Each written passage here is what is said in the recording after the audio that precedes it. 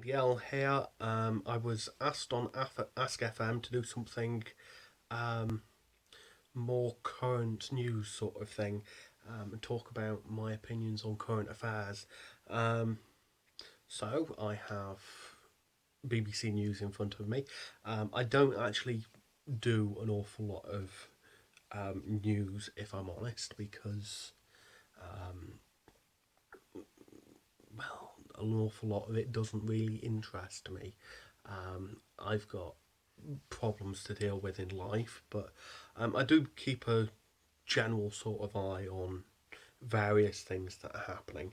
Um, so I'm going to, um, yeah, talk about news from the BBC News. I haven't actually read any of these articles yet. I've had a quick look at the headlines, and I'm going to be making up. Well, I'm going to be um, having a guess at some of the stories and what they might be about, and what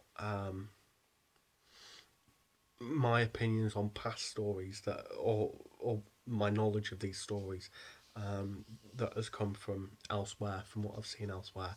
Um, so there's the first one on this page is Christian exodus in Iraq town falls.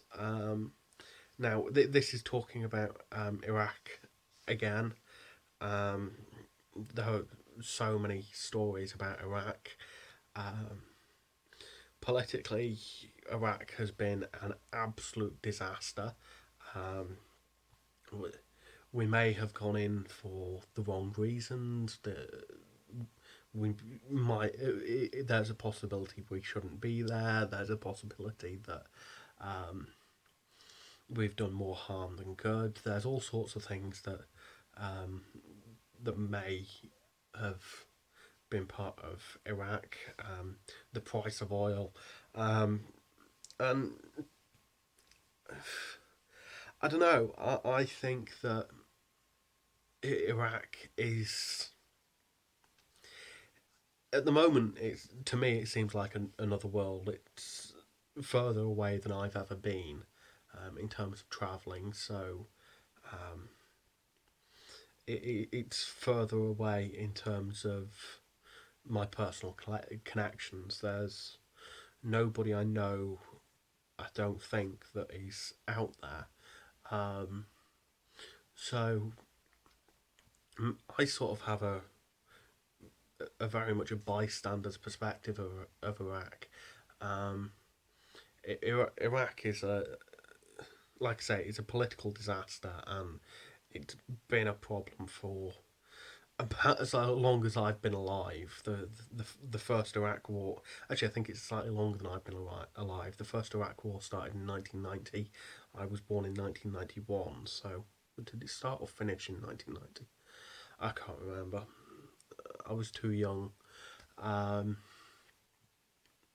so yeah, Iraq's been a problem for an awful long time, and I don't think it's going to be an easy problem to sort out. I think that um, the problem of warring between any nation is going to take a while for us to fix, and it's not going to be fixed overnight because so much of it is about changing our attitudes to warfare.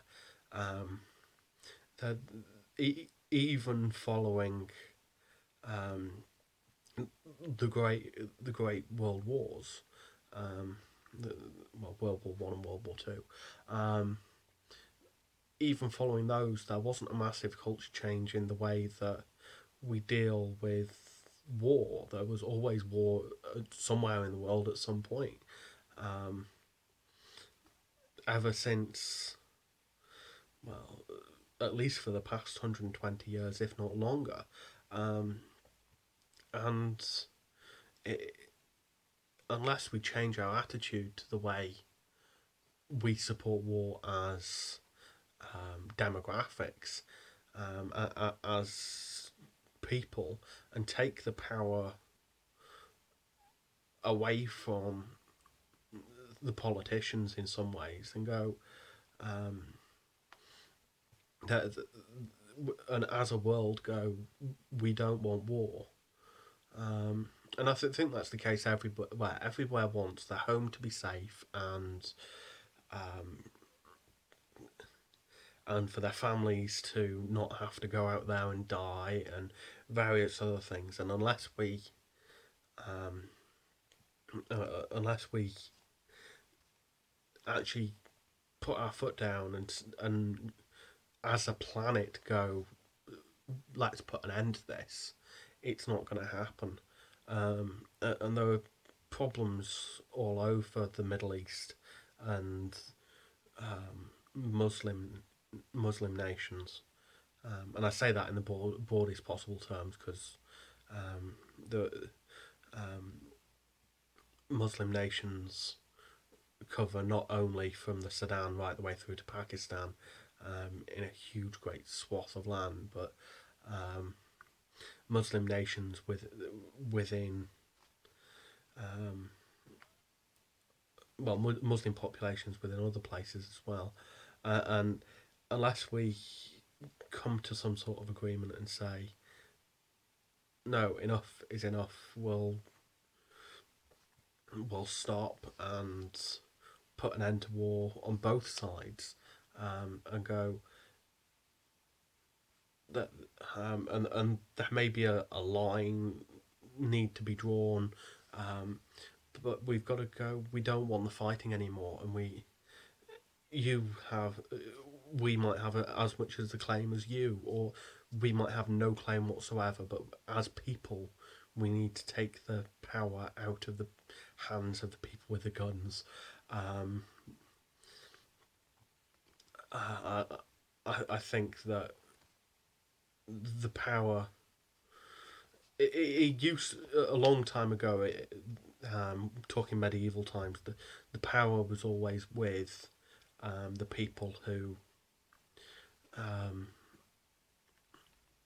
who had fighting ability. So with the knights, and um, over time, it's not been the few that have power. It's grown to be that everybody has power with guns. Everybody has the ability to shoot someone dead, and the prevalence of weaponry just in general. It means that the,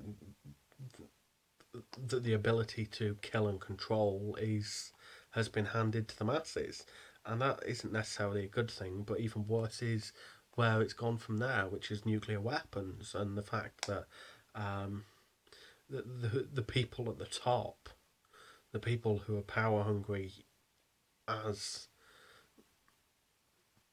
as they have to be, it's sort of a rule that you can't get to the top of a pile without wanting to be at the top of the pile. And if you want to be at the top of a pile, it doesn't. You want to be at the top of the biggest pile possible, and those people aren't the people that you want to give nuclear weapons to, so they can fight over piles.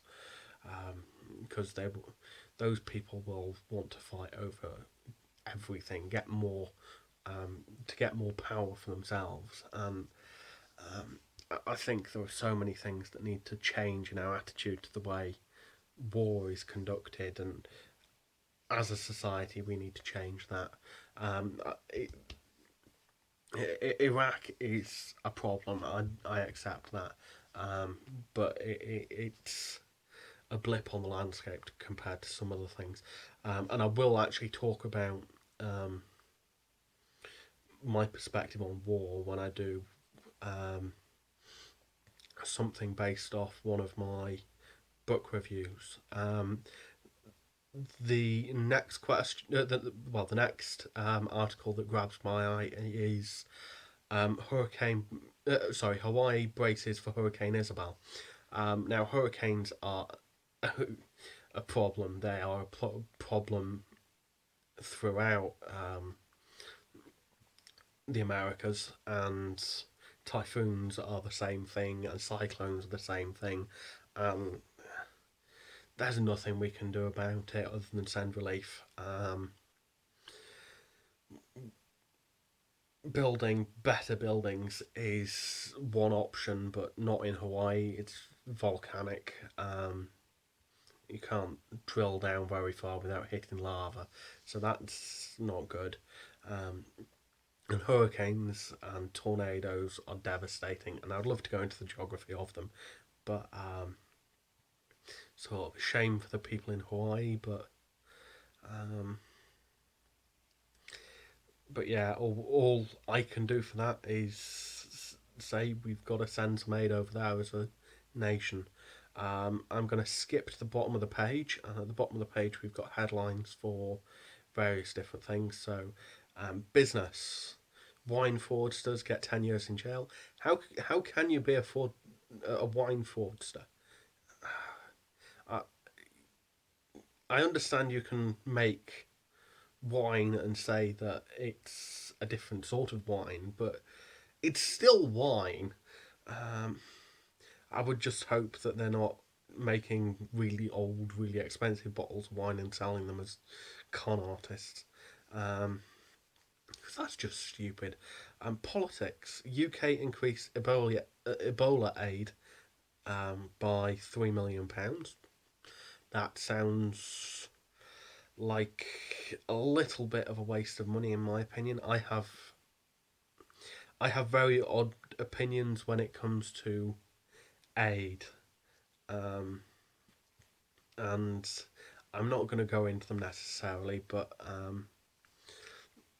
there are certain things that we shouldn't necessarily be trying to solve in the way that we do. And this might be one of them. I understand that there are people dying out there, and they need access to clean water and clean food, and I'm quite happy for them to get clean water and clean food. In fact, there is enough water and food on this planet for us to provide everybody with clean water and clean food. Um,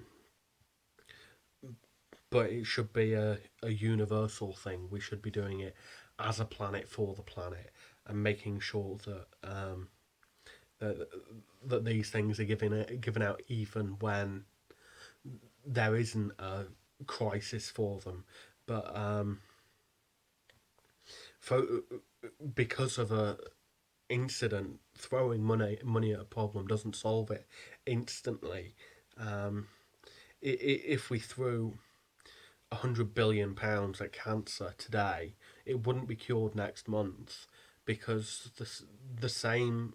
Well, even if every scientist, every biologist on the world focused on cancer starting tomorrow, and the idea was we would cure cancer before the start of September, um, it wouldn't happen, because there are only so many experiments you can perform, and there are only so many things you can do, and all these scientists would be working on the same thing, repeating the same experiment side by side, and they would have to make the same steps and the same changes and learn the same, and would approximately learn the same things at the same time. So even if we threw all the money in the world at cancer to try and solve it, it would take the same amount of time to solve. And that is the case for a number of things in biology. Um, the Ebola virus and a number of other things fall into that category of we can't solve it by throwing money at it. Um, we need to throw money at science in general to solve it. Um, and throwing money at science in general is generally, as far as politicians and business people see it, it's a bad investment. The guy who discovered radio waves said there wasn't any use for them, and it took us years to work out that we could actually send messages via it, and now he couldn't patent it because discoveries aren't patentable. We want to patent the uses of certain things, not the things themselves. It's sort of where drug companies constantly go wrong. We shouldn't be patenting molecules. We should be patenting the use of molecules in curing such and such, but those molecules might be perfectly suited to do something else. So yeah, throwing money at science in general is good. Throwing it at specific problems doesn't always work. That's the case of throwing money at the moon, going to the moon, and there was a huge number of advances in doing that, but the advances happened to impact everything else more than they impacted space travel. Um, oh, the next one's funny. Health. Clegg mental health needs boost. Um, Now, saying it like that sort of says Clegg's mental health is poor and it needs a boost, but it seems to be saying that Nick Clegg, who's the leader of the Liberal Democrats, says that um, mental health as a cause needs help. And I agree, I'm suffering from it. And I don't. It's a political move. More than likely, and it's one that's not going to go down badly in a lot of books. Mental health affects 1 in 3 people directly. Um, so saying yes, we need to put more money into it is all well and good. Whether it actually happens or not, who knows? It's unlikely. The NHS is stretched as it is. The NHS is a glorious thing. We do an awful lot with the NHS. In fact, in some ways, it's absolutely brilliant. Um, I, I would I would be absolutely devastated if things like the NHS and the BBC vanished, because you don't know what things are worth until they're gone, and they're such a big part of making Britain Britain, and such a big part of um, and it's not that, it's we can't get them back once they're gone. There is Once they're gone, there is not going to be any government that suddenly says, "Oh, we found such and such millions in our budget. We will throw it at a public broadcasting company." It wouldn't happen nowadays. Or we found so many millions in the budget. We'll give um, public healthcare a go again. Even the Americans can't do it. I say even the Americans can't do it. The Americans can't do it, and there are so many other nations that want public healthcare, that's good public healthcare available to everybody.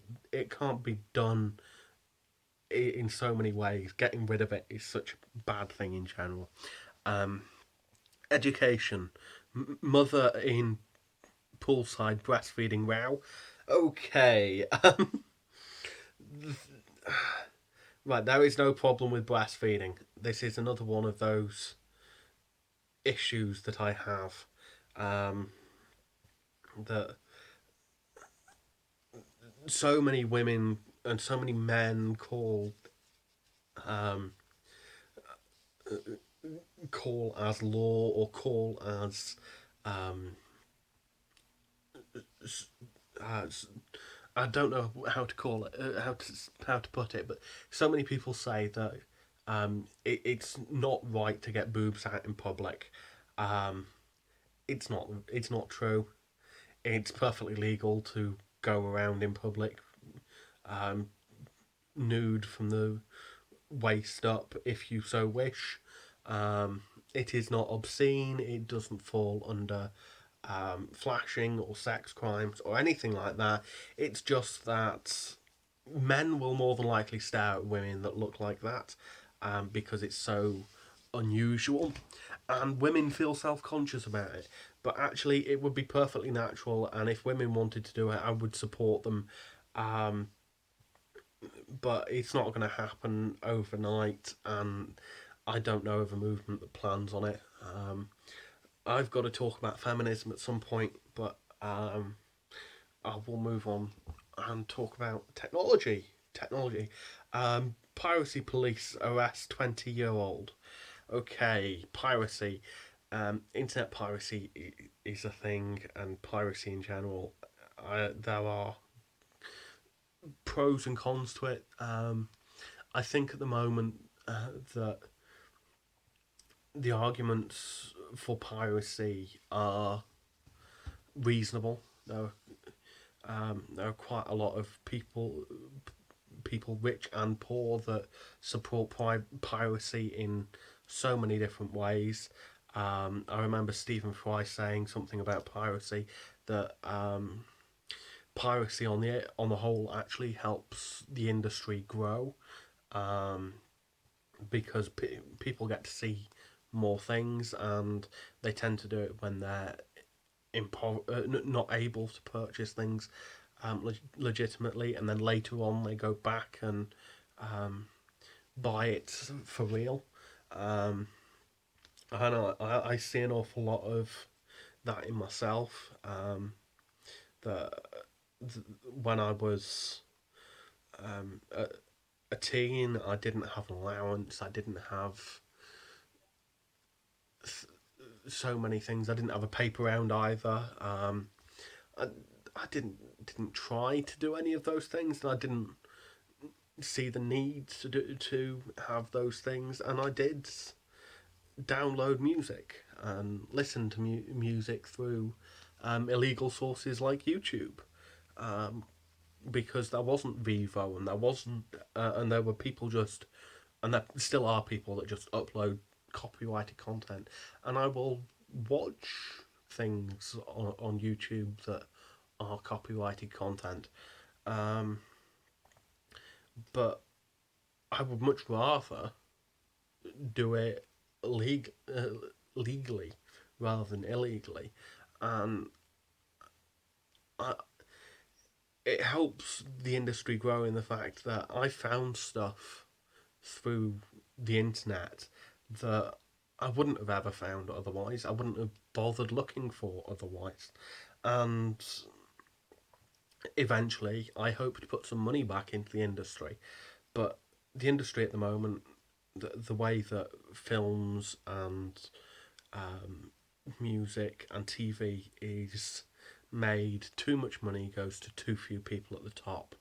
And I would be quite happy for those people to take a pay cut, the content producers to be getting more money, and for the all the prices to come down as a result. Um, you give you take the profits from the top, cut the profits of a movie to um, the people who make it can get up to 10% of the revenue from the movie. The people who wrote it and acted in it can get up to 50% between them, and the rest is distribution costs. And all of a sudden, movies fall in price, and you can do the same thing with books to some degree. You can certainly do it with ebooks. You can certainly do it with digital content. Nowadays, we don't need to do DVDs. We don't need to do CDs. I am waiting for the moment that instead of buying CDs or DVDs, you buy a memory stick, which in some cases are far cheaper than CDs anyway, that has your movie on, you stick it into your computer and or your smart television, and you have access to the movie. And they're much smaller, and there's so much more sense to that. And 23 minutes again. I'm already on 23 minutes. I do want to cover this one last story, because this last story is something that I managed to see a video on thanks to 60 Symbols. Rosetta makes it to a comet. Now, this makes me giggle because there is a possibility that the comet is stone, and when Rosetta lands on it, history lessons. Sorry, Rosetta Stone. Ah, I think they could have chosen a better name, but never mind. They may well have thought that as the legitimate reason to call it that. I have no idea. We're coming up to 25 minutes. I'm gonna say that was interesting. I might do it again. I might focus on those last 8 um, headlines rather than talking about the main news. Um, and yeah, that's me done. If you want to ask me questions, suggest content, go and do it in Ask FM. You can do it completely anonymously. You don't have to sign up. Um, if you want to sign up, then please do, but you don't have to. Link is below. There's also Twitter and Google Plus and my email address down there if you want to contact me. And that's all for today. Johnny D out.